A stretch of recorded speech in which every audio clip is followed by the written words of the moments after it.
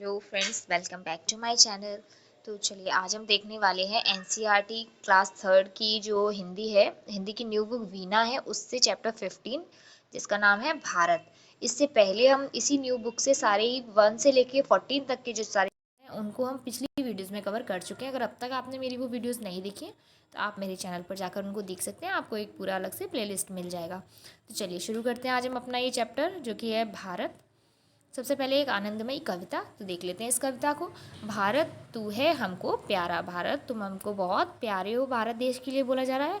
तू है सब देशों से न्यारा, क्या है कि हमारा भारत देश सभी देशों से एकदम अलग है। मुकुट हिमालय तेरा सुंदर, हिमालय क्या है, हमारे भारत के मुकुट जैसा है, क्योंकि ये हमारे भारत के, आप सभी ने भारत का नक्शा देखा होगा ना इस तरीके से। तो ये हमारा जो भारत है उसमें जो सबसे ऊपर उत्तर दिशा में जो है कि हमारा हिमालय है। तो सबसे ऊपर क्या होता है, मुकुट होता है, और जिससे क्या है सुंदरता बढ़ती है। तो मुकुट हिमालय तेरा सुंदर, धोता तेरे चरण समुंदर, और क्या है नीचे क्या है समंदर। गंगा यमुना की है धारा, जिनसे है पवित्र जग सारा। तो हमारे देश में क्या है, गंगा यमुना की पवित्र धारा यानी कि पवित्र नदियाँ भी हैं। अन्न फूल फल जल है न्यारे, तुझमें रत्न जवाहर न्यारे। तो हमारे देश में अन्न फूल फल जल ये सब भी है, और रत्न और जवाहर भी हैं। राम कृष्ण से अंतर्यामी, तेरे सभी पुत्र हैं नामी। तो हमारे देश में श्री राम और कृष्ण जैसे भी अंतर्यामी महापुरुष, या आप उनको देवता कह सकते हैं, कि वो भी हैं जिन्होंने क्या कर दिया, हमारे इस भारत देश का नाम कर दिया है। हम सदैव तेरा गुण गाएं, हम सब क्या है सदैव ही आप तुम्हारी तारीफ करते रहेंगे, प्रशंसा करते रहेंगे, गुण गाते रहेंगे। हाँ, सब विधि तेरा सुयश बढ़ाएं, और हर तरह से हम अपने देश का यश उसका मान बढ़ाते रहेंगे। तो ये जो कविता थी ये थी हमारी सोहनलाल द्विवेदी जी की, जो कि बहुत ही एक सुंदर कविता थी हमारे भारत देश के लिए। चलिए आगे देखते हैं प्रश्नों को। बातचीत के लिए कुछ प्रश्न है। पहला प्रश्न है कि अपने देश के विषय में आप क्या जानते हैं बताइए। तो अपने देश के विषय में आप क्या जानते हैं वो आपको बताना है कि हमारा देश सभी देशों से अलग है। हमारे देश में बहुत सारी नदियाँ भी हैं, बहुत सारे पर्वत हैं।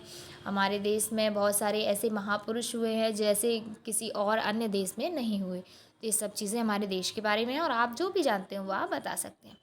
अगला प्रश्न है, आप अपने देश की प्रसिद्ध नदियों और पर्वतों के नाम लिखिए। तो अपने देश की प्रसिद्ध नदियाँ जैसे गंगा यमुना कृष्णा गोदावरी सरस्वती, ये सारी क्या है नदियाँ हैं। कुछ पर्वत भी आपको बताने हैं, है ना। तो ये जैसे अपना एक तो इस कविता में ही दिया गया है हिमालय, तो इसी तरीके से आपको नदियों और पर्वतों के नाम आपको बताने हैं। आगे है राम और कृष्ण के विषय में आप क्या जानते हैं।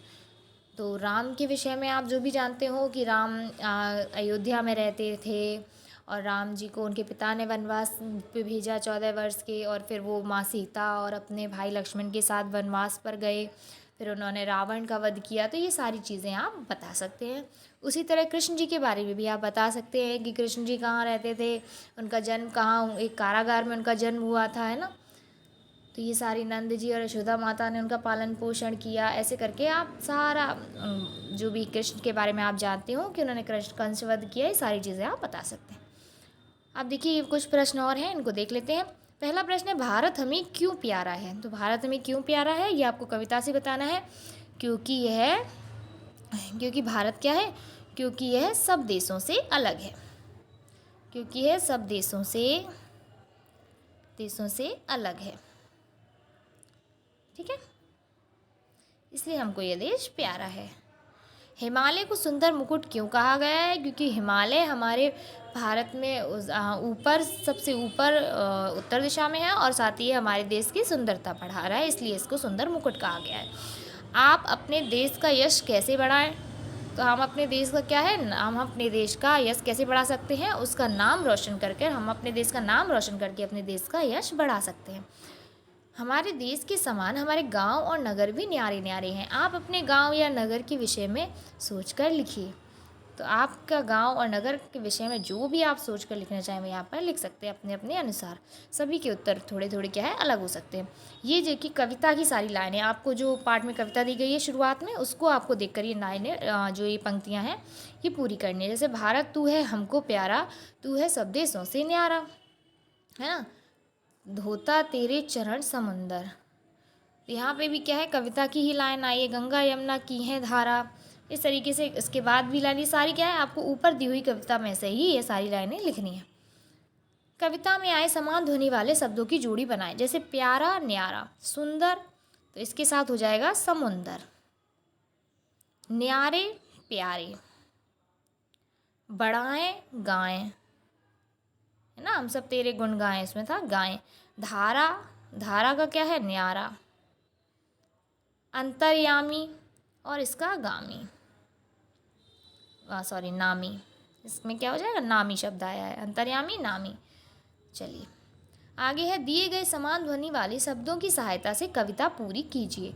तो देश की माटी, देश की धूल, खिलते रंग बिरंगे फूल, क्या है, देश की माटी, देश के फूल, देश की धूल, खिलते रंग बिरंगे फूल, अपने देश का है विशेष अभिमान, यहाँ पे अभिमान आ जाएगा, अपने देश का है विशेष अभिमान, मिलकर इसका रखें मान, मिलकर इसका रखें मान, जिसके हम गाएं गुणगान, वह मेरा भारत महान, तो वह मेरा भारत महान।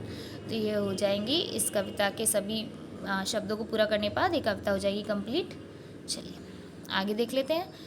खेल खेल में खोजें, कविता में आए शब्दों पर घेरा लगाकर लिखिए।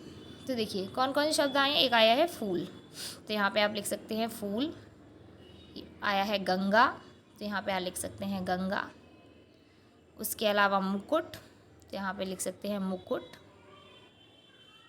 और आया है सुंदर, तो ये हो गया हमारा सुंदर, और देख लीजिए फल, तो ये लिख सकते हैं आप फल, और धारा, यहाँ पे हो गया धारा, और देख लीजिए कौन कौन से शब्द आए हुए हैं कविता में, जवाहर, तो यहाँ पे आप लिख सकते हैं जवाहर। इस तरीके से जो भी शब्द इस कविता में आए हुए हैं वही आपको लिखने हैं, है ना। कविता में आए हुए राम, ये देखिए यहाँ पे राम है, तो आप यहाँ पे क्या लिख सकते हैं, यहाँ पे लिख सकते हैं राम। तो इस तरीके से ये थे कुछ कविता में आए हुए शब्द जिनको हमने घेरा भी लगा लिया और लिख भी दिया। चलिए अब आगे बढ़ते हैं। आगे है समझिए और लिखिए। कुछ शब्दों से एक से अधिक अर्थ भी होते हैं, कुछ शब्दों के क्या है, एक से अधिक अर्थ भी होते हैं। नीचे दिए गए शब्दों के दो सही अर्थ ढूंढकर लिखिए। जैसे कि फल का जो है, फल मीन्स एक फल भी होता है खाने वाला और एक परिणाम भी होता है। उसी तरह जग, जग माने संसार भी है और जग माने जागना भी है, बोलते हैं ना जग जाओ, अब जग जाओ, बहुत देर हो गई सो लिया, अब जग जाओ, मतलब जागना भी है। उसी तरह जल, जल माने पानी, एक तो पीने वाला जल पानी भी है, और उसके अलावा जल माने जलना भी है। कहते हैं ना वह आज बहुत ज़्यादा जल गया, यानी कि जलना वाला जल, यानी जो आग से जलते हैं। तो ये थे सबके अर्थ। इन वाक्यों के अर्थ वाली पंक्तियाँ कविता से ढूंढकर लिखिए।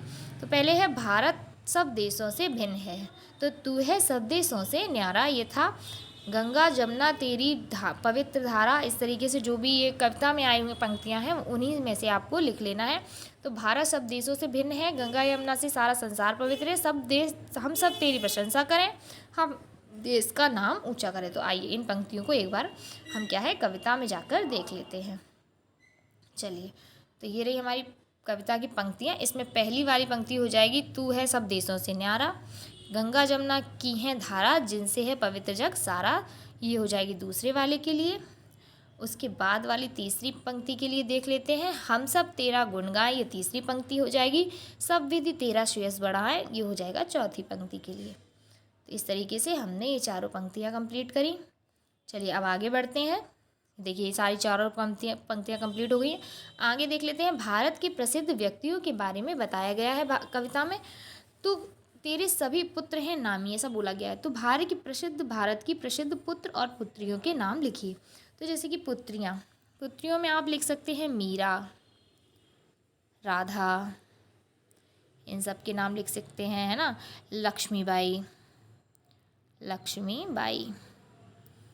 और इसके अलावा आप पुत्र में लिख सकते हैं जैसे कि राम, कृष्ण,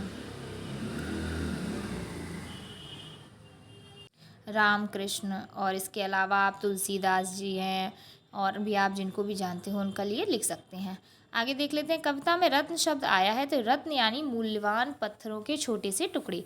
आइए कुछ रत्नों के नाम जानें। तो कौन कौन से रत्न हो सकते हैं, हीरा है, मोती है, नीलम, पन्ना, मूंगा, माणिक, ये सारे क्या है, हमारे रत्न हैं। चलिए अब आगे बढ़ते हैं। आगे है कला की कलाकारियाँ। तो रंग बिरंगे कागज़ और कैंची की सहायता से अपने लिए एक मुकुट बनाए। तो इस तरीके से क्या है, स्टेप बाय स्टेप आप ये जो सेम दिया गया है इसको फॉलो करते जाइए और आपका बन जाएगा अंत में एक सुंदर सा ये मुकुट।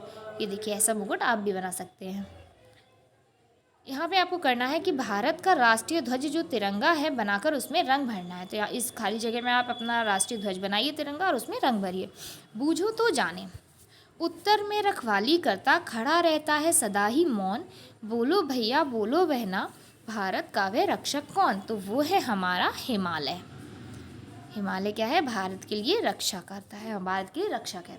दो आँखों के ऊपर आँखें, आँखों में से झांके आँखें। तो ऐसा कौन है जो दो आँखों के ऊपर रहता है, तो वो है चश्मा। तो दो आँखों के ऊपर आँखें और आँखों में से झांके आँखें। तो चलिए इसी के साथ हमारा ये चैप्टर यहाँ पे ख़त्म होता है। तो अगर आपको चैप्टर पूरा समझ में आया हो और आपके लिए हेल्पफुल रहा हो और आपको अगर मेरी वीडियो पसंद आई हो तो वीडियो को लाइक कर दीजिएगा और चैनल पर न्यू है तो चैनल को सब्सक्राइब कर दीजिएगा। मिलते हैं नेक्स्ट वीडियो में नेक्स्ट चैप्टर के साथ। Thank you for watching.